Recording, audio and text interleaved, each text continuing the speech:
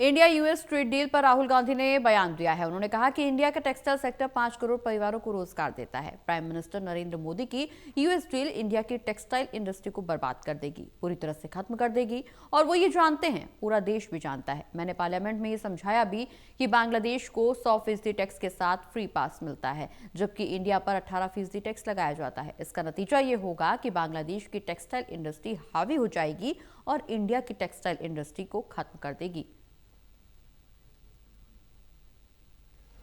हिंदुस्तान का textile sector 5 crore परिवारों को रोजगार देता है। नरेंद्र मोदी जी की जो यूएस डील है वो हिंदुस्तान के टेक्सटाइल सेक्टर को खत्म कर देगा, नष्ट कर देगा। ये बात नरेंद्र मोदी जानते हैं तो पूरा हिंदुस्तान जानता है। मैंने पार्लियामेंट हाउस में समझाया कि बांग्लादेश को फ्री पास 0% टैक्स और हिंदुस्तान को 18% टैक्स। इसका नतीजा होगा कि बांग्लादेश की टेक्सटाइल इंडस्ट्री हिंदुस्तान की टेक्सटाइल इंडस्ट्री को खत्म कर देगी। Now what have you done? You have, the United States has reduced Bangladesh's tariff to 0. And our tariff is 18%. What do you expect our textile people to do? Their competitor is Bangladesh. If Bangladesh imports US cotton, they have 0% duty. Finished. Textile industry gone.